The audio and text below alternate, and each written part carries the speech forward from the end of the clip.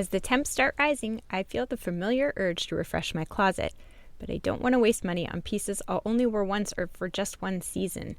Thankfully, Quince changes that. Their clothes are timeless, lightweight, and far more elevated than anything else at this price. It finally feels like my wardrobe matches my standards. The best part is that Quince only works with factories that use safe, ethical, and responsible manufacturing practices and premium fabrics and finishes, so you get to look good while feeling good. I'm pretty excited that I have upgraded my athleisure wardrobe for this summer. I bought a sweatshirt and a pair of wide-leg flow pants that are two of the softest items I own, and I plan to live in them. So join me in giving your summer closet an upgrade with Quince. Go to quince.com/POTC for free shipping on your order and 365-day returns. That's QUINCE.com/POTC to get free shipping and 365-day returns. Quince.com/POTC. Because we haven't had a popular term for this phenomenon, people have grown up feeling this emotional loneliness and this confusion about what's going on, and am I a good person, am I a bad person, because I have so much trouble in this crucial relationship in my life. And when somebody can explain to you what they're dealing with, and it just right down the list, goes into what they have been experiencing, it is such a relief to people. That was Lindsay Gibson on Psychologist Off the Clock.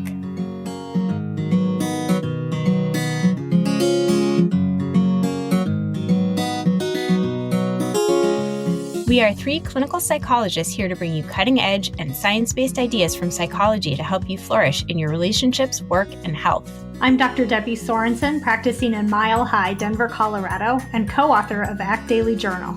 I'm Dr. Yael Schoenbrunn, a Boston-based clinical psychologist, assistant professor at Brown University, and author of the upcoming book, Work, Parent, Thrive. And from sunny San Diego, I'm Dr. Jill Stoddard, author of Be Mighty and the Big Book of Act Metaphors. We hope you take what you learn here to build a rich and meaningful life. Thank you for listening to Psychologists Off the Clock.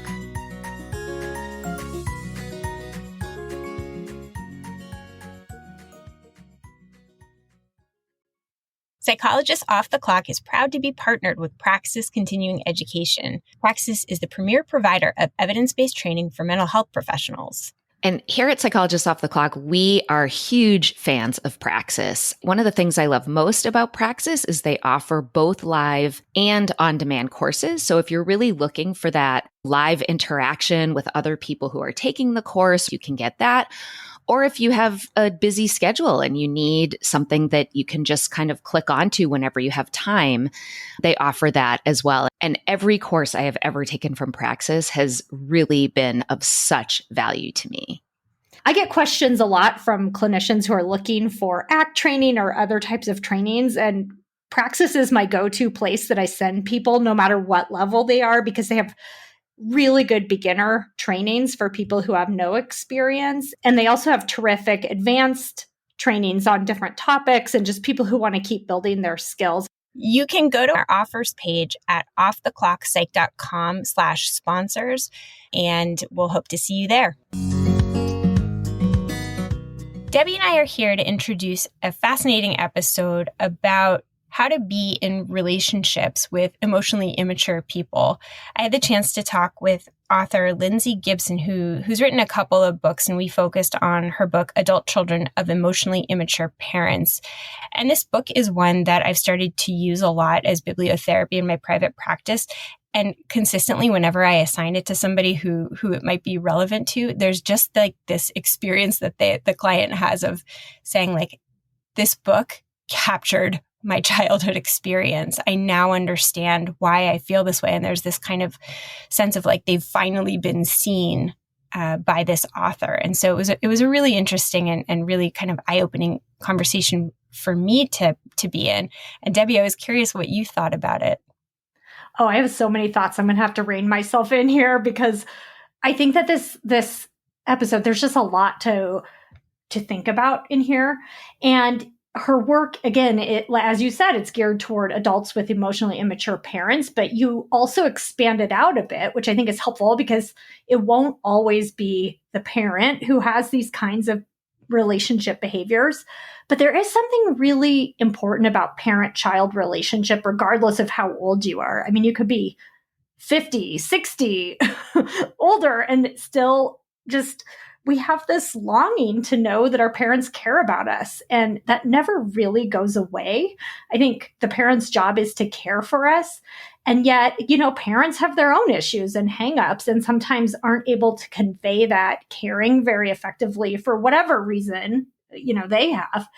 And I think it's funny because people sometimes joke about, oh, if you go to therapy, they're just going to talk about your mother and blame her for everything. And that's totally a myth. And by the way, I just can't stand that mother blaming, that everything's always the mom's fault. And yet, as a therapist, I have had so many clients where a big part of our work is about processing their relationship with our parents, like past and present. And to me, I think there's like two sides to this, right? That I'm kind of thinking about as a therapist. On the one hand, we need to be aware of their limitations and see them as humans who are flawed and who are struggling and have their own history, so that instead of taking it personally or assuming that there's something wrong with us or something unlovable about us or taking on that emotional burden, we can realize that this is really about them and that we didn't deserve that. It's like, I was a kid, I'm their child, even however old I am. And so we kind of want to have our eyes wide open in understanding that, like what's really going on here. I think that can be very freeing for people. The other side of it, though, is also, being able to accept that about them in order to have a meaningful connection, right? Like, this is your parent. There's a bond there. And sometimes it's a very difficult one. I think, people are all over the map in terms of what type of relationship they can have or want. And, sometimes your parents may have died or, they're going to die if they haven't already. So it's like, what can you do to make the best of the relationship you have in the time that you have? And it's a hard thing, I think, to balance these two point of views that are both happening simultaneously. So I love that she offers the idea of integrating seemingly conflicting emotions and thoughts as a sign of maturity. She talks about that in the episode because I think that's actually what we're trying to help our clients do. And that's what people who will listen or who will read her book will be grappling with. And so it's really helpful to me to hear her thoughts about how to do that. And I think it's just going to really help people come to this place of like just having a better sense of what's going on, which can be so healing. Yeah, I mean, that insight into understanding, like, why you struggle in the way that you do in certain relationships, either relationship with your parent or your partner, or even with yourself, can be healing. And, we sometimes joke, and we've had guests say this, like, insight is the booby prize of therapy. And I think that's only true if insight doesn't get you anywhere. But if the insight sort of helps you to understand what's happened in your past, understand yourself better, it can really open you up to figure out how you'd like to move forward. And that's a very powerful thing that you can access through reading these kinds of books or seeing a therapist. One thing that I want to say too, that comes up for me, when I'm reading books about unhealthy parent-child relationships, I often think about myself. And after I got off the recording with Lindsay, I was joking with her that, my greatest fear is that my own children are going to think I'm an emotionally immature parent. And she said she's actually doing some writing that I think will go into her next book on the same topic. And what she said is, there's sort of three steps that she thinks about that can help to alleviate that fear that many people have, maybe when they're reading the book or listening to this podcast episode, that I thought was really helpful. And the steps are, first, just to get more self-aware. How does it feel when your child or your partner has big emotions? Like, what are your natural responses? Does it feel intolerable? What do you behaviorally do in response? The next step is to sort of figure out what would be the more emotionally mature way to handle it if you worry that it is a less than emotionally mature kind of response, either, one that you're having internally or one that you're sort of manifesting through behavior. And the third thing she says is that she's encountered research that suggests that, being emotionally mature 30% of the time is sort of good enough parenting. And I just thought that I loved that statistic, and I don't know where it comes from, so I can't verify it, but it kind of fits in with what relationship researchers like John Gottman and parenting researchers have found, that our kids, we don't have to be perfect parents all the time. In fact, there's no such thing. And so if you respond in immature ways, some of the time that's fine. It's totally fine. And part of good parenting is learning how to be aware and then repair, what's gone wrong, to kind of own like, hey, that wasn't the best way to respond. I'd like to do better, and to kind of own that. So, if as you're listening, you start to get concerned, as I sometimes do, those ideas and steps that you can take can also be helpful. I love that she takes the time to point that out, because sure, you do want to be aware, but also to recognize we all have our less than mature moments. We don't have to be too hard on ourselves about this, but at the same time, to have some awareness of this it can actually give us some helpful guidance as parents. Yeah. Yeah. So I hope that people don't get hard on themselves as they're listening, but instead listen with great curiosity to learn more about complicated relationships. Stay tuned through the end, because she gives some surprising ideas about how to think about things like, how much compassion should we have for somebody who's emotionally immature? And how can we learn to set healthy boundaries in these kinds of complicated relationships? I'm here with Lindsay Gibson today, who's a clinical psychologist in private practice, and she specializes in individual psychotherapy with adult children of emotionally immature parents. She's the author of Who You Were Meant to Be, writes a monthly column on well-being for Tidewater Women magazine, and she's here today to talk with me about her books, particularly on adult children of emotionally immature parents, how to heal from distant, rejecting, or self-involved parents. Welcome, Lindsay. Oh, thank you for having me today. It's such a treat to talk to you, because this is one of these books that I was telling you before we got started has really had an impact on my private practice work. Insofar as I do a lot of bibliotherapy with people, and this is a book where I've given it to a couple of people, and it's just been so transformative. So I actually wanted to start with just a question of what got you into, this deep reflection in writing and treating adult children of emotionally immature parents. Oh, great question. Well, I think it began when I started to notice that a lot of the people that I was seeing in psychotherapy were telling me about their relationships with their parents, but could also be a spouse or it could be an adult child. But the people in their relationships were really acting in very immature ways. And I come from training that really emphasized developmental psychology, like what are kids like at 2? What are kids like at 4? So when I used to do psychological testing, I would always orient myself in the report to where this person was functioning at a developmental level. So maybe it's a 40-year-old man who is really emotionally more like a 12-year-old or like a 3-year-old. Okay. So I'm attuned to that, and I'm noticing that people are coming in and describing their parent, say, and I would think, wow, he sounds like a 3-year-old. And so I began to reflect that to the client. And I know you're not supposed to diagnose people in absentia, but when it's staring you in the face and you think it's going to help the person, you got to go for it, right? So I explained to them that what they were explaining was emotional immaturity. And I explained, how this is like a 3 or a 4-year-old. And then that kind of informed how they might be able to handle it or work with that person or decide to not work with that person. And it was very, very helpful to them. And I was struggling at the time with what to call it, because it didn't really work to say that they were immature, because say if this is their father who is a university professor or owns his own business or, is a very successful person, maybe it's a mother who's like, super social and, very well educated, to call them immature was something that just didn't click with them, because they would come back with those arguments about how high functioning they were. So then I would have to explain, it's not that they're immature people, altogether. It's that their emotional immaturity, it hasn't caught up with the rest of their development. So you can be intellectually highly developed. You can, be an ace at running a business. You can be super intelligent and being a university professor.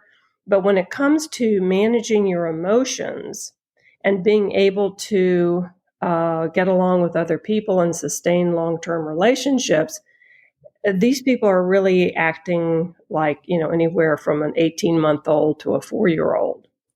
And that was super helpful to them to be able to pull out that strand of immaturity, which was the emotional immaturity. And that turned out to be a very helpful concept. So from there, I began to notice that I wasn't reading about emotional immaturity. I was reading about clinical diagnoses, like the narcissistic parent, the borderline parent, Right.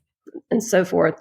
But nobody was using kind of more layman's language to explain in the name what was really going on. So that began to be how I would explain it to the patient that I was working with. And then from there, that became how I started thinking about it in the idea for the book. And when I pitched that to the publisher, they were like, emotional immaturity, we haven't heard about that before. Of course, we've all heard about it before, but maybe not in that exact language. Right. Not as like the term that's describing what has gone wrong in a close relationship. Yes. Right. We tend to like diagnose these mental health diagnoses like narcissism, borderline personality disorder, codependence.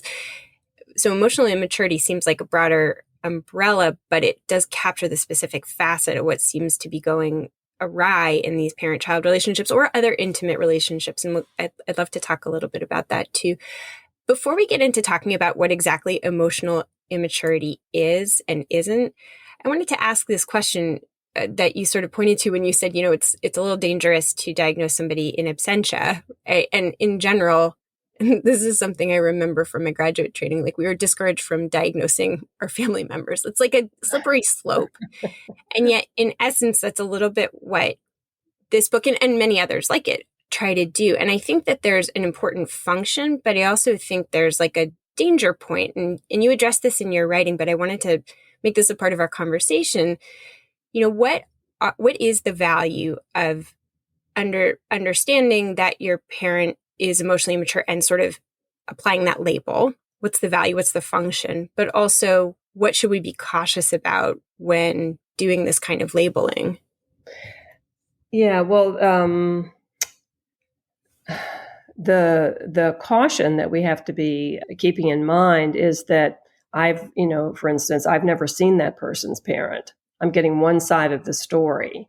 The material is adding up to me, but it's not something that I can say that I ever, examined the person, ever talked to the person. I used to, for a while, worked in a juvenile court system. And so all you have to do is be on the stand a few times before you learn that when they say, and have you spoken to the person, it doesn't look good when, you haven't and you're doing a diagnosis from, kind of pretty far afield. Right, yeah. Second reports and also like biased reports, right? Absolutely. Absolutely. Yeah. But, the other part is that it is so valuable to people to have a conceptualization of something that is happening to them, because we don't come into this world with, this terminology that helps us make sense of things. I mean, we have to be taught that's a table, that's a chair, and then as you get older, you're taught concepts like, the economy and things in history. So psychologically, I don't see anything wrong with introducing concepts to explain some of the personal experiences that we have, because then that increases our predictability or their predictability. It implies what you need to do about it or what you can do about it. And it reassures us that we're not crazy. It reassures us that what we have been experiencing can be understood. And that part right there, that's what I've gotten the most feedback on from the book, is that people will say, it's like you know me. It's like you're in my head. It's like, were you in my living room when I was growing up? Yeah. because it, because we haven't had a popular term for this phenomenon, people have grown up feeling this emotional loneliness and this confusion about what's going on, and am I a good person? Am I a bad person? Because I have so much trouble in this crucial relationship in my life. And when somebody can explain to you what they're dealing with, and it just right down the list, goes into what they have been experiencing, it is such a relief to people. I mean, it's like having something scientific explained to you that you always just assumed was completely mysterious. And then someone explains what it is and how it happens and what you can do the next time it happens and what you can do about it because it obeys the rules of nature. You were empowered. And that's what I wanted to do in this book, was to give people the information and the language that I was already using as a therapist to understand this kind of person. I love what you're saying, because I do think it is empowering to, and there's so many examples, as you're saying, from science, from psychology, where these phenomena that we experience that we don't have words for, when we're able to sort of more deeply understand it, have those insights, have sort of a narrative that helps us disentangle these complicated experiences that we're having, it does help us not only understand ourselves better, but also be able to be more prepared for a complicated situation that is likely to arise in the future. So there is a lot of power there. And I would say the thing that I sometimes get concerned about as a clinician is that labeling can sometimes result in some rigidity. So for example, if you label your parent as, mentally unhealthy in some form or another, then it sort of, it can lead you into this place of failing to see the opportunities for growth. And I think in some ways that's useful, because you can come to a place of acceptance, but also it can stymie you and your parent, perhaps, if you really sort of shut off open possibilities that do exist. And so that's one thing that I actually liked about your book, and a quote that I wrote down, that you wrote that it's important to see the difference between emotional immaturity and temporary emotional regression. That we all have these moments of immaturity. Some people have them more than others. Some people have them most of the time. And these are probably the parents that, we would label as emotionally immature. But most people have moments, that fall in this category and moments that don't. And so just to be able to see some of the nuance there can be helpful. But I actually like the term emotional immaturity, more than some of the other diagnostic labels that we have, because I think it does give more flexibility. Yeah, and I'm glad you brought that up, because I think that's one reason why the book has been accepted by people, has made it more accessible to people, because no matter how much trouble they're having with their loved one, nobody likes to call their parents names. Okay. I've had a couple of people come to me who said, I stopped with my last therapist because they told me my mother was narcissistic, and I just don't think that's true. It's like, okay. I don't know if it's true or not, but I get your point, which is that it's a step too far. When you have a diagnosis put on your parent, it feels like you're saying something pejorative about them. And I think in a way you are, because what diagnoses do, this is the reason I really don't like them, is that they shut down possibility.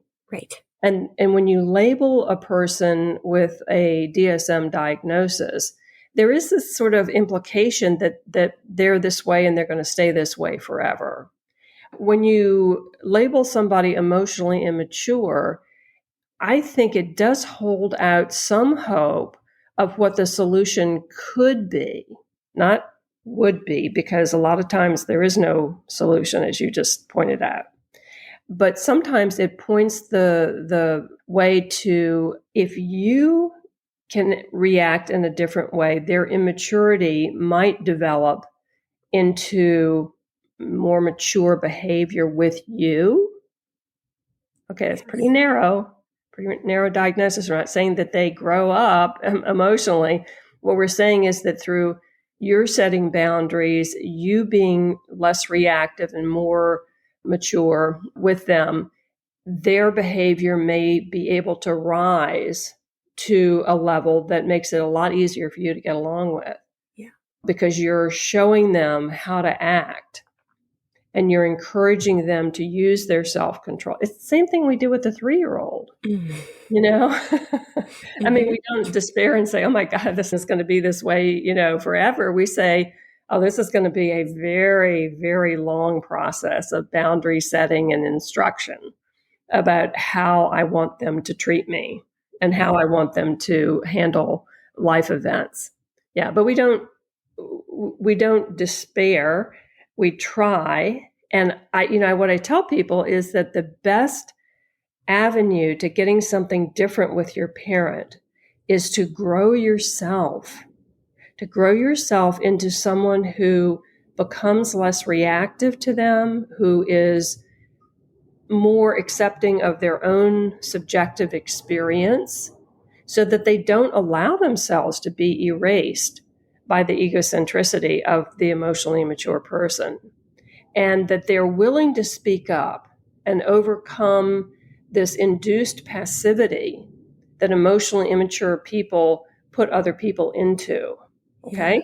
And when you start rearranging some of those responses that you have to the emotionally immature, what I call them EI person, there is a potential for change because you're affecting the system.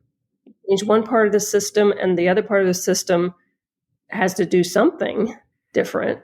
So there can be hope there. Sometimes no, because the emotionally mature person is so rigid. But I agree with you. I think you have to think about what we could do to change the system through our own behavior in order to have better relationships with these people, if we want to keep our relationships with them. Yeah. And that's a question that I want to get to a little bit later about sort of that line of keeping the relationship versus cutting it off. But before we get there, what I realized is we haven't actually talked about what are the hallmark qualities of emotional immaturity. Yeah. Well, there are many because I have just been looking for them and sort of organizing them for such a long time. There are a bunch of them, but the hallmark, there are a few hallmark qualities that for me are the dividing line between emotionally immature people and adequately mature people. And one of those is egocentricity, self-centeredness. It's all about them. It's easiest if you just think of a 3-year-old or a 2-year-old. It's all about me. The attention has to stay on me all the time. The world is about me. The world is especially about my emotions. The world should respond to my emotions and to what I need instantly because I have no stress tolerance and I can't wait. And if you are a good mommy, you will give me what I want right away. This is the this is the type of self-centeredness. In a way, it's almost innocent because it's so feral. Well, it feels immature like that. So, and when I was reading the book, I was thinking that, I can think of some people in my own life who seem to have some of these hallmark traits. And it's not that they can't talk at some level about their internal experience, but there's like a level of superficiality to it that it can't go really deep. And it ends up being, and you write this in your book, more self-referential than deeply self-reflective. Yeah. But there are intense emotions and experiences that emotionally immature people, like a very young person, a toddler, are able to communicate, but there's some kind of superficiality or immaturity to it. Yes. Oh, yeah. Good point. Because emotional maturity means that you have essentially complexified yourself. You have gone from rigid, black and white, good and bad thinking into complex mental activity. They can hold more than one thought in mind at the same time. They can see the gray areas. That can deal with emotion at the same time, continue to think. So I can be upset and I can still think. That's an indicator of maturity. My whole system doesn't crash because I got upset. Mm-hmm. However, for the emotionally immature person, they are so simplified in their emotional life. Now, they may be very complex, very capable at the abstract thinking ability, or pragmatic in their business dealings and so forth. They may be a physics instructor. I mean, they can handle very complex things as long as there's not emotion involved. Okay, but when you are emotionally immature and you have that kind of rigidity, you just can't take things into account in the same way that a more mature person does. And because life is complex and life is full of stuff that contradicts itself, that, doesn't seem to be all good or all bad, you are poorly equipped as an emotionally immature person to deal well, especially with emotional realities. And especially in relationships, which are always complex because you have two people that are full of contradictions and complexities that are bouncing off each other. And so it really requires a lot of ability to kind of hold lots of things at the same time. Yes, and that's, we call that integration, that the emotionally mature person is able to to form and keep bonds between ideas and concepts within themselves. It's called integration. That's what allows me to think and feel at the same time because I'm hooked up inside. All these little parts of me talk to each other, okay? But for the emotionally immature person, these things are sort of like marbles in a box. These different states, we used to call them ego states, but these different little self states, these different little moments of being roll around without connection to each other. So when I'm in my blue marble state, everything is good. If I'm in my red marble state, everything is bad. And you don't say, but wait a minute, a moment ago you said this, but now you're over here. Don't you see that there's a contradiction here? And they won't know what you're talking about because they don't have that feeling of discordance or dissonance between these opposing states. So they can do one thing 1 minute, turn around and do the opposite the next, and never have that bother them. Yeah. And that's one of the things that makes them so confusing to people who are trying to get them to see what they're doing. I might mention here too, Yael, that it doesn't do any good to try to get someone to see those internal contradictions if they're emotionally immature, because they are too threatened and too defensive to have that get through to them. Because emotionally mature people are incredibly defensive. They have to be. Because they are so vulnerable to emotion and to kind of crumbling in terms of their self-control and in terms of their self-organization when they get upset, that they really can't afford to go there. So as you're pressing on them to get them to realize something they've done, that hurts someone or confuse someone, they're not going to go there with you. It's just too disorganizing to them. Right.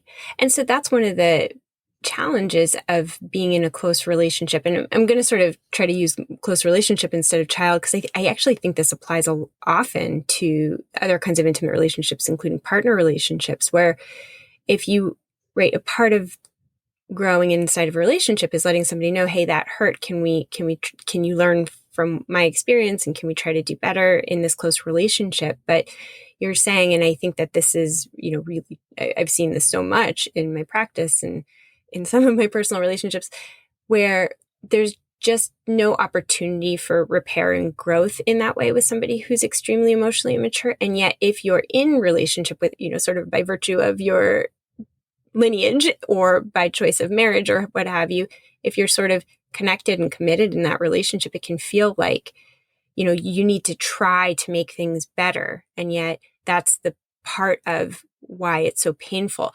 And I want to sort of point to like the very first chapter in your book is called How Emotionally Immature Parents Affect Their Adult Children's Lives.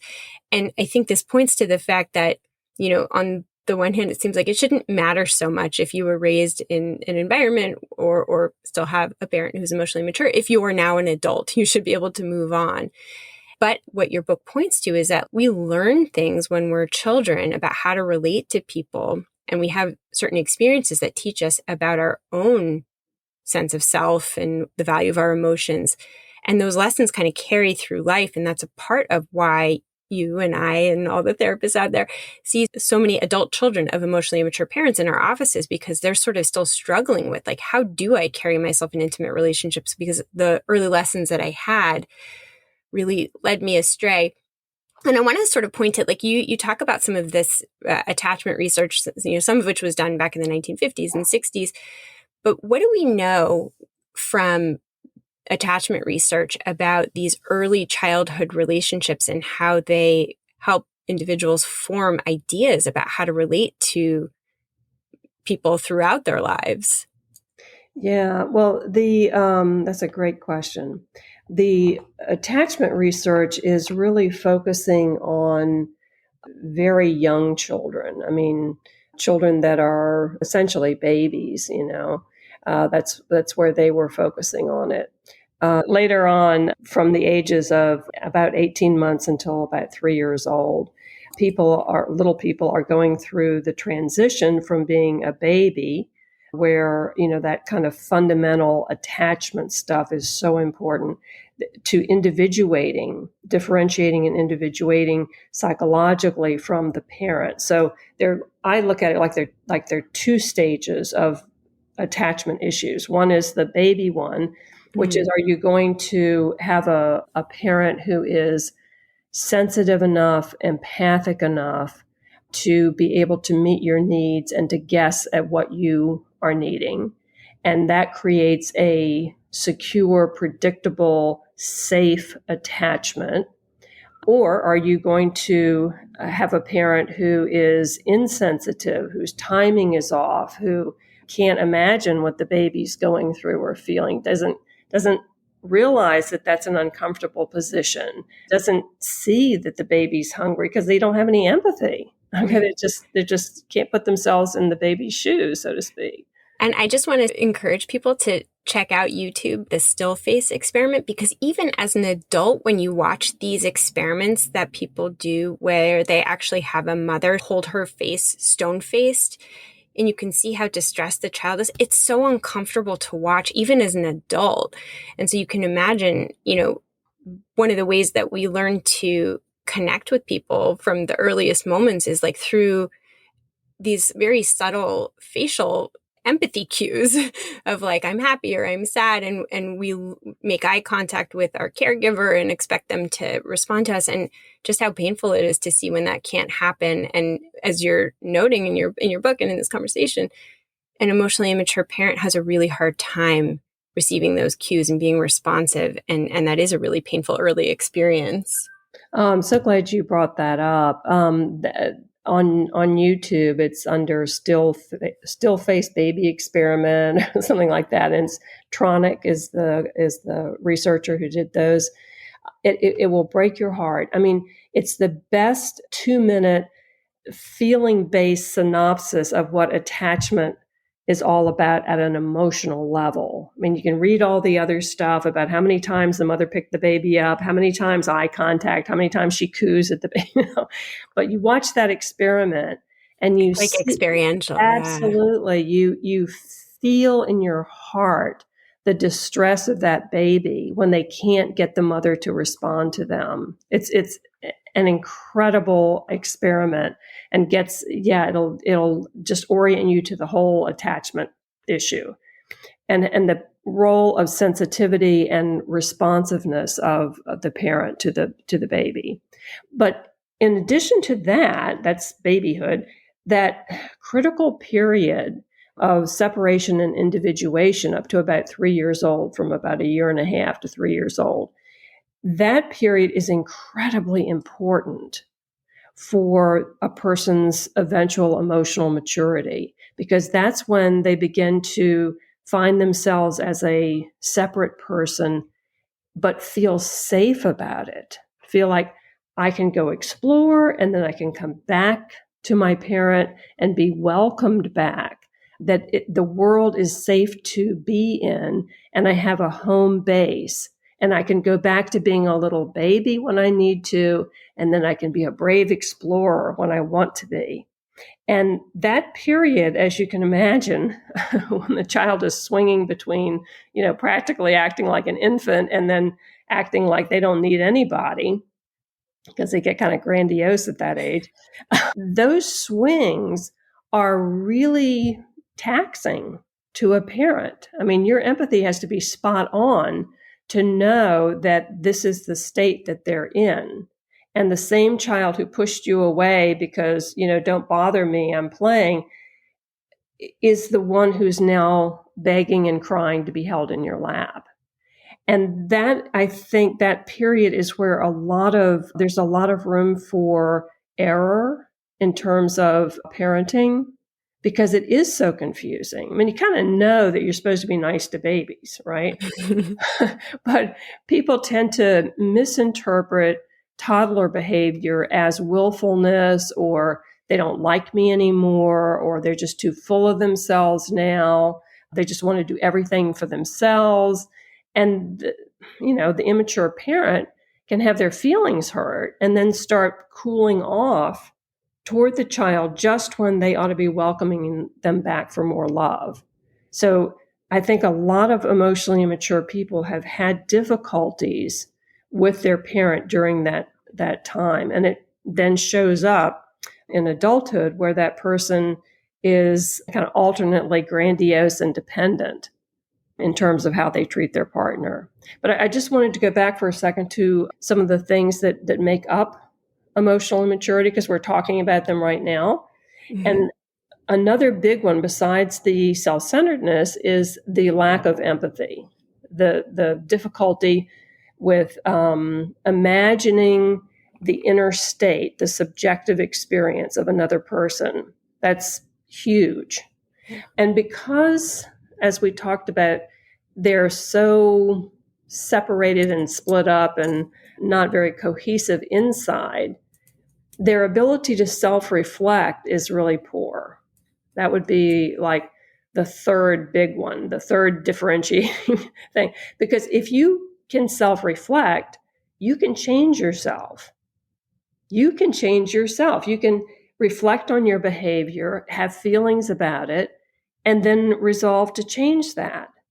But if you're emotionally immature and you don't have your emotional parts connected inside, you do a behavior, you get blowback about it, and you're like, I don't understand. That was then, this is now. I told you I'm never going to do that again. What's the problem? Okay, no empathy, but no self-reflection, no interest in learning, because everything is like, that was then, this is now. So those are just some more characteristics of emotional immaturity. And I would add a final one to it, and that is difficulty with emotionally intimate relationships. Emotional intimacy is when you allow yourself to be known by another person at a deep emotional level, where you kind of show how you're feeling to the other person. And if the other person can receive that with empathy, you feel held, you feel like you're in a safe place. It's a extremely secure feeling, okay? But when the other person can't do that, you feel cut off. It's like you're drifting in outer space. Like, here I am with all these feelings, and there's nobody there to receive them. And that creates this terrible emotional loneliness. So because emotionally immature people have a lot of trouble with relating at an emotionally intimate level, they're scared to death of it. I mean, just try to get them on that subject of talking about how we're feeling, and they will be out of there in one way or another. So that's another huge issue that characterizes emotionally immature people versus people who have the capacity for that kind of closeness with other people. One challenge that comes up in my own mind, and it comes up all the time in the therapy room that I think about a lot, is what you're describing in being an emotionally immature parent or person sounds very painful, right? If you're somebody who has a hard time connecting to people and owning when things go wrong so that you can make it better, and if you have these kinds of features, you're likely to feel like the world is a unsafe, lonely, scary place that's going to harm you. So it's very uncomfortable to be an emotionally immature parent or adult. And I think one of the things that happens for children or partners of emotionally immature people is that they see the pain, and they're sort of put into this caregiver role of helping the other person manage what feels like overwhelming, emotions and difficult life experiences. And that's kind of an unfair burden to place on somebody who's in relationship with somebody who's emotionally immature. And yet there is sort of some value in having compassion. But I'm curious, like, where you think the line is, right? Because it's complicated with children. If you sort of are parentified by your parent because they are unable to do these things that are required in intimate relationships, that's not healthy. And yet it can be helpful to have some compassion for a parent who is suffering in this way. Okay, is that a big issue? Because I know a lot of therapists try to help their clients through looking at it through the lens of compassion. Like, the parent or the spouse or whatever, it's like, yes, they have, this order, they have this emotional immaturity, and it's very hard for them too, and they're frightened and they're suffering and what. I personally don't subscribe to that approach, because I think that a lot of adult children of these kinds of parents have spent their whole lives being expected to be empathic to the parent. So when they get to me to be in therapy with me about issues regarding these parents, I don't go for the compassion thing. Okay. I mean, I kind of love that. I think it's refreshing, actually. But say a little bit more about, so what then, right? So if you hold back compassion, why? And then what should you do? Okay.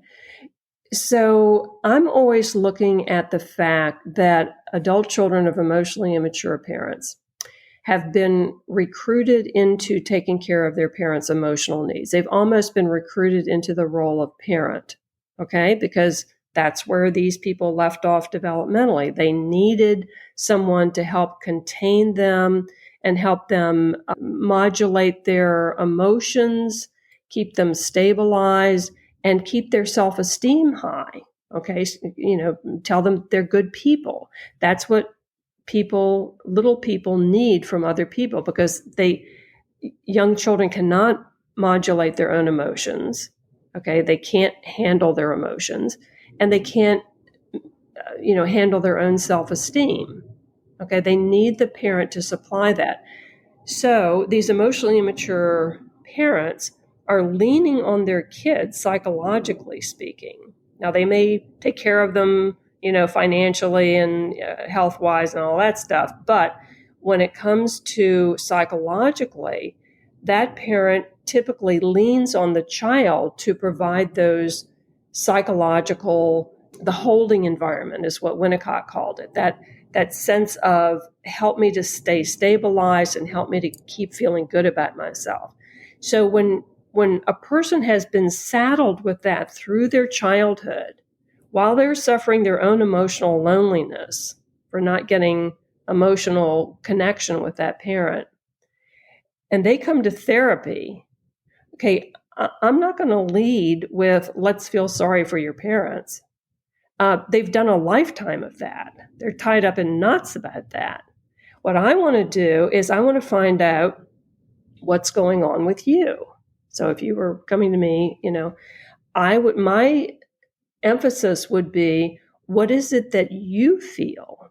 What did you feel when they did this? What were you thinking when they did this? What was that like inside you?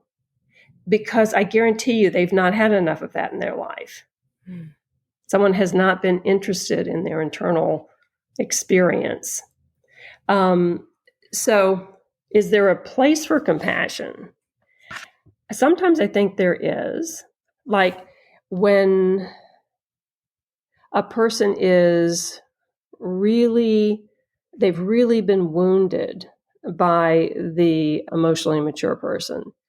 And they are like so confused about how could this person have done this? What made them do that? They're asking those kinds of questions because they're so upset by this. Somewhere in there, we might get to understanding their immaturity.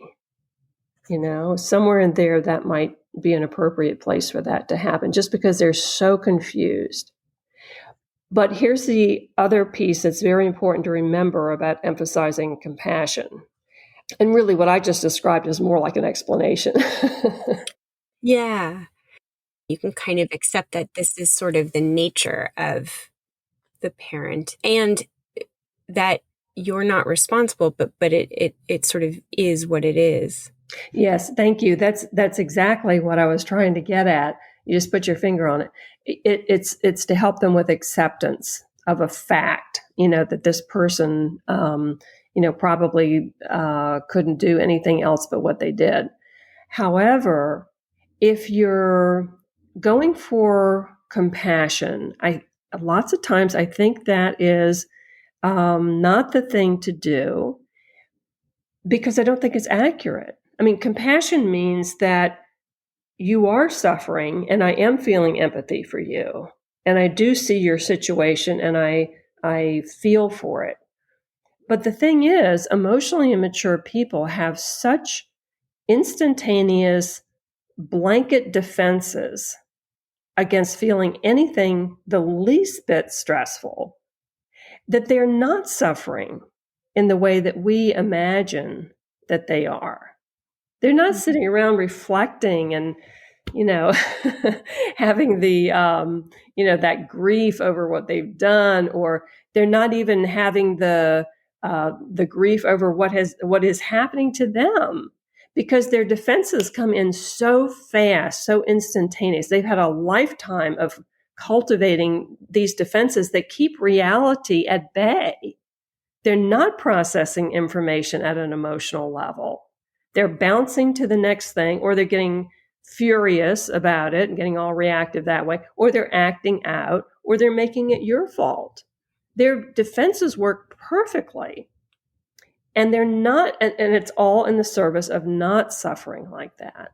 So when the person comes along and they try to have compassion for handle the other person's misbehavior through compassion, thinking that my empathy will help them to calm down and we'll get along better, that approach doesn't work. I mean, because you're not relating to the other person's suffering. That's so buried. We never get to that. They're not going to let you get to that.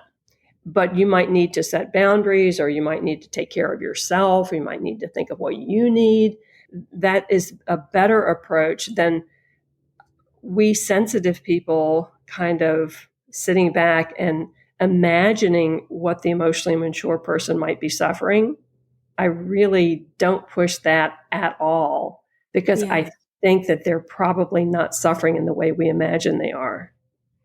I mean, you just articulated, I had an aha moment because a therapist friend of mine was describing to me her relationship with her emotionally immature parent and how she tries hard to communicate compassion, and it feels like it's almost there and then it just kind of all falls apart. And I think it is really like it's not effective. And the reasoning that you just gave makes so much sense. And so it can't sort of move forward, right? In therapy, we often offer compassion which provides like a connection, a little bit of a sense of healing, and because we're being seen and understood. And then you can sort of think about what can we do differently going forward. But if you can't connect in that way, then you can't get to the going forward part, which is where we often get stuck in our intimate relationships with emotionally immature people. And I think this is a nice segue into talking about, what are strategies when you've been raised by an emotionally immature parent to really cultivate relationships in your adult life that don't resemble that, when you have found yourself in these kind of repeated experiences of, feeling like your experiences are invalidated or ignored or dismissed in favor of somebody else who's also having big experiences? Yeah. Before we get into the strategies part, I just wanted to make another mention of why compassion toward an emotionally immature person tends not to heal everything or make everything better. And that is because when you show compassion for an emotionally immature person, to a certain extent, empathy calms everybody down. Mature, immature, some empathy calms everybody down. It's just the human neurological part of us that's responding to that. Okay. That's such an important clarification. Yes, go ahead. Yeah, it does. I mean, you think about hostage negotiators. It's like empathy, empathy, empathy. What do you need? What can we get you? This must be hard on you. I mean, they're dealing with a very entrenched frame of mind and they're still using empathy. So empathy is needed. But if it goes too far, the emotionally immature person begins to feel extremely uncomfortable because it will feel like you're uncovering their defenses. Okay. And you are threatening to create an emotionally intimate link with them, which they can't handle. It's disorganizing to them. It's dysregulating to them. Seems like it would be helpful, right? But emotionally immature people have a very limited receptive capacity to take in the good, to integrate it with, the rest of them, and to grow from that or to feel healed by that in the moment. So the closer you try to get to them through more empathy or more compassion, the more uncomfortable they might get and the more they might back up and try to get some distance from you because you're coming in too close. So we have to remember that. A little bit of empathy calms them down. A lot of empathy, a lot of compassion makes them get uncomfortable and they back up. So I just wanted to add that in there about why it doesn't work. When you try to forge a deeper relationship with them through talking, with them in a compassionate way. But in terms of strategies, like in your adult relationships, how can you go forward and have better relationships? I really have to return to basics, which is if you have not dealt with your emotional issues and you haven't worked on your own emotional self-awareness, then it's very hard to go forward with adult relationships in ways that are rewarding because you'll be reactive too. You might not be emotionally immature in the same way that, an EI person is, but there will be a lot of things you won't understand about yourself going in.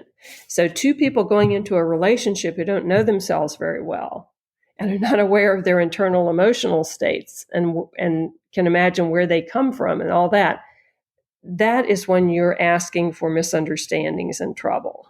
Okay. But let's say that it reminds me of Heinz Kohut, the expert on narcissism, was once asked his definition of a good marriage. And he said, a good marriage is a relationship in which both people don't go crazy at the same time. It's okay if you take turns. That can still be a good marriage. Off, right? It's like, I can handle that as long as we get to keep going crazy. But what he means is that when two people regress at the same time, that's where you get these, terrible fights and, people blow up and move away from each other. But what he was talking about was one person has to have an observing ego in order to see what's going on and to take steps. So maybe that'll be your spouse, maybe it won't. Okay, maybe that's your girlfriend, maybe it isn't. But if you work on that in yourself, you can still use your words to explain to your partner that that's not what I'm looking for. I need you to be totally focused on what I'm telling you about what I'm feeling. We can talk about your weekend later. But what I needed from you was to have you totally on my side. Okay. And then the guy says, oh yeah, okay. I made a mistake. My bad.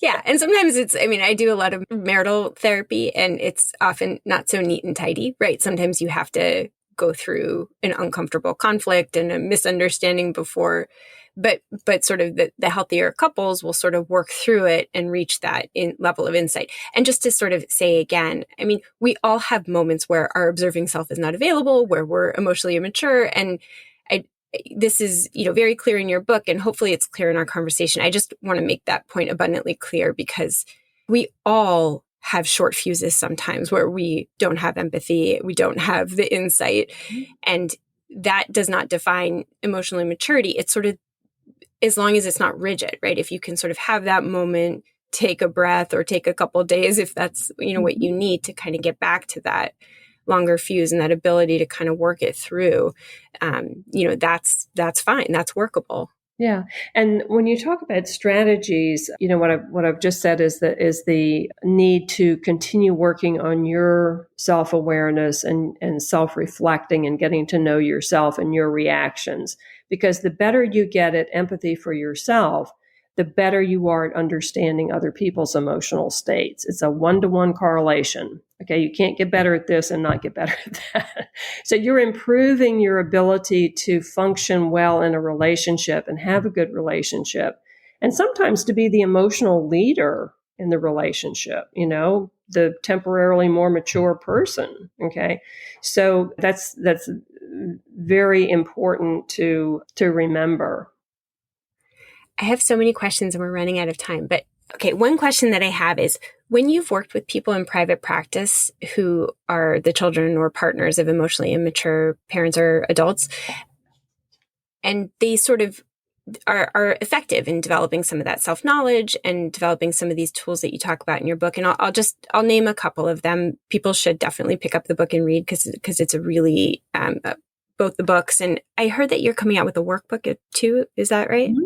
That's awesome. Yeah, that'll be out in July 2023. It's called Disentangling from Emotionally Immature People. Yeah, I can't wait to see it because I think that there are a lot of things that you can do. So in practice, when you've worked with patients and have helped them develop some of these skills that they didn't come in with to manage intimate relationships with emotionally immature people, have you seen the relationships themselves grow in ways that, not like black and white, but what are the possibilities? How often do you see growth where things were really stuck before? Yeah, that's why I use the term emotional leader, because I have worked with people who were in very challenging relationships, whether it was with their parent or a spouse or an adult child, boyfriend, girlfriend, whatever. And again, what I've witnessed is that as they became more emotionally self-aware, the way that they related to the other person changed. They became more aware of their impact on the partner or on the parent. I don't mean that they were necessarily the instigator or the aggressor or anything like that, but they just understood the whole picture, and then they could respond in ways that would get them more of the results that they wanted. Okay. So if the say the husband is upset, he takes it out on the wife strikes back, the husband gets madder, that kind of thing happens. Yeah. The Instead cycle. of that, if the wife is aware of her feelings, she's aware of his feelings, she knows what a dicey situation this is, and she opts to respond in a way that doesn't inflame the situation, is that not a superpower? I mean, it truly is, because her response, taking his state into mind, will transform the dynamic in that moment and create the possibility of it not blowing up. So she, in a way, becomes, and this could also be the man with the woman, or, whatever the relationship is, two guys, two girls, I mean, doesn't matter. People are people.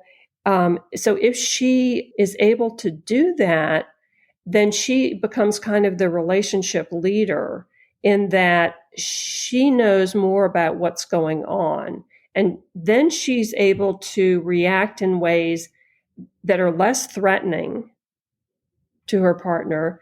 And then the partner is more open to her guidance, or his guidance, towards something better, toward maybe more communication instead of fighting, or maybe it's time to take a break.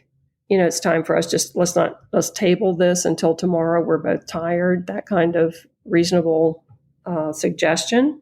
So, the one partner, when they grow, they can bring along the relationship with them if that other person is invested enough that they want to keep the relationship going. And, and that's a very individual thing. Yeah. And I've even seen it happen with adult parents, that when the adult child of emotionally immature parents sets better boundaries, that it's not like it transforms a relationship into this, wonderful, mutually rewarding, very flexible relationship. It's not quite like that, but there can be a healthy connection that is boundaried, that feels safer and still connected. And that can feel really, really good. Using some of these strategies that you talk about. I said I was going to mention them and then I forgot, but like detached observation, expressing and then letting go. Some of these really boundaried approaches to relationships can actually lead to having an ongoing relationship, which leads me to my next question, because if you grow and, develop some of these skills and the relationship still feels extremely toxic, I guess the question is, how often do you encourage people to cut off a relationship that really doesn't seem to be working and instead only seems to be harming? Yeah. Extremely rare for me to do that. And I was just trying to think, have I ever had a situation where I, really advocated for leaving the relationship? And it's hard to remember a time, because it's not my life. I don't pretend to know what's best for people. I never forget, I had a woman, and this was back, this must have been in maybe the 80s.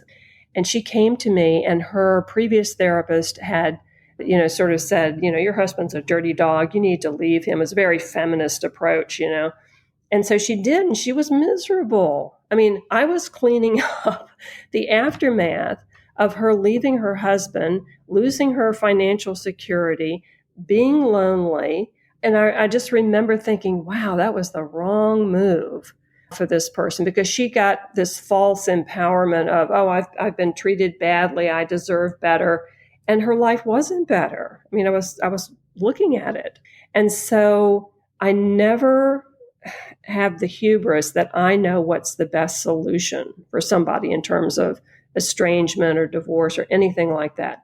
What I do is I may vehemently point out what the circumstances are doing to them. And then I might say, what can you do to get some relief? And I might suggest, ideas at that point. Like, who could you go to stay with? Or what about taking a break? Or what about you getting a hotel room for the weekend? Or, I might vehemently talk about the results of staying with that person. If it was a case where, they were physically endangered, I would certainly tell them that I had the feeling that's where this was going. and that they needed to protect themselves. But to tell them actually what to do in terms of leaving the relationship or not, I figure that my job is to point out what I think is happening and is likely to happen. Yeah. And then they will decide how they want to handle that. And do you often have people that make the choice that estrangement, say from an emotionally immature parent who it doesn't really feel like any amount of skills that they've been able to build lead to a happier, healthier kind of connection? Do you have people who make that choice? I've had a few. And what I've observed is that, oh, and by the way, there's a fantastic book called Fault Lines by Carl Pillemer, who did research on estrangement. I really recommend it to anybody who's doing family work or interested in the subject of estrangement. It's very readable, very good book. And yeah, he found there was like 27% of the United States population through a representative sample had some estrangement from a family member. Okay, that's considerable, yeah. Yeah, but with the people that I've worked with, estrangement has been a very small percentage. What I've noticed is that there's a sense of something hanging, something, that unfinished feeling, or they're repeating the relationship in some other relationship. They haven't really worked it through.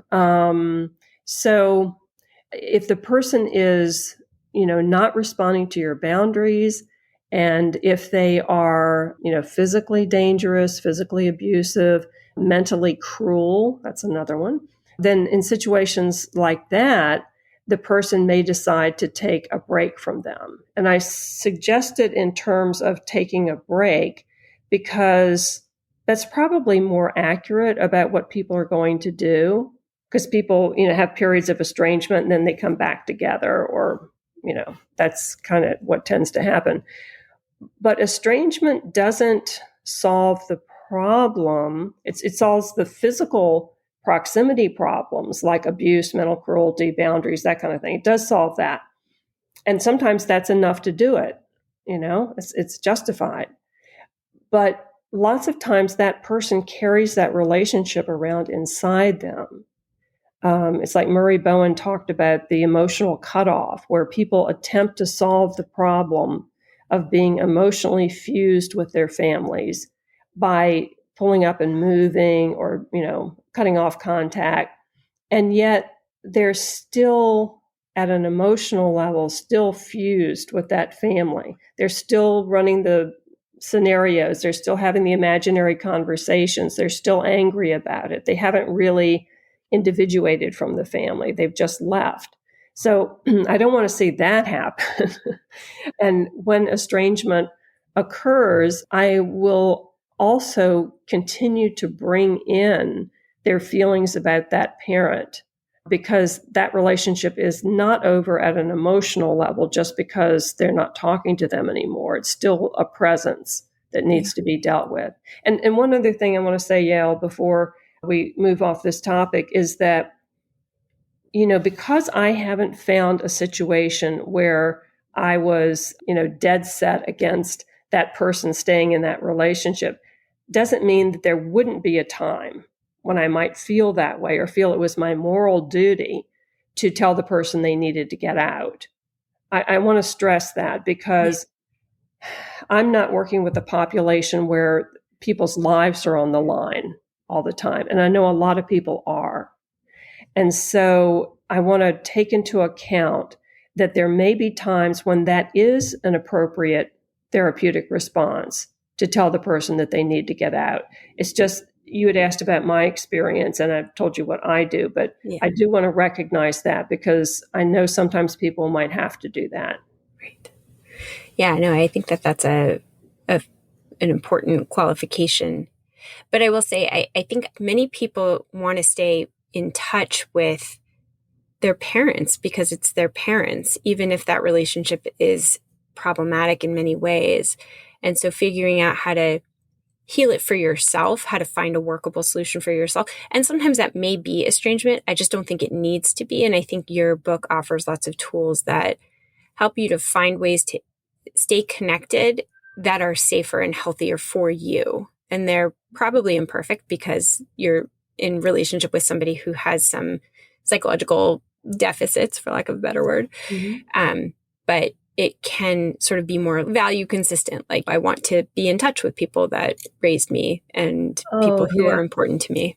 Yeah, as a client of mine said one time so poignantly, she said, "He's my dad." Right. It's like, I know, he's your dad. And then nothing changes that. I mean, that bond is so primal. It really is. Yeah. Well, I thank you so much for your time and your wisdom. I could talk to you forever. I think this is such an important topic, and your book really speaks to the experience of so many people in this way that really makes them feel seen. So I strongly encourage listeners to pick up the book, and I'll definitely be picking up your workbook. I can't wait to see that. Hopefully New Harbinger will reach out to me when that comes out. But thank you so much for joining me today. Oh, it's been my pleasure, Yael. I'm so happy to have the opportunity to talk to another psychologist about this. It's really been a fun conversation. Thank you for having me. Hey, Psychologists Off the Clock listeners, I'm going to guess that if you are listening to this episode, that you love to geek out about books in psychology. So if you are a fellow book nerd like Yael and I, and all of the people around you are tired of you talking about books, then you can join us once a month to really take a deep dive into the books that we're going to be reading together. So if you want to join us, all you have to do is send an email with the subject heading Book Club to offtheclockpsych@gmail.com, and we'll send you information for upcoming meetings of the book club. We hope to see you there. Thank you for listening to Psychologists Off the Clock. If you enjoy our podcast, you can help us out by leaving a review or contributing on Patreon. You can get more psychology tips by subscribing to our newsletter, and you can find us wherever you get your podcasts. Connect with us on social media by going to our website at offtheclockpsych.com/merch. We'd like to thank our strategic consultant, Michael Harold, our dissemination coordinator, Katie Rothfelder, and our editorial coordinator, Melissa Miller. This podcast is for informational and entertainment purposes only and is not meant to be a substitute for mental health treatment. If you're having a mental health emergency, dial 911. If you're looking for mental health treatment, please visit the resources page of our website, offtheclockpsych.com.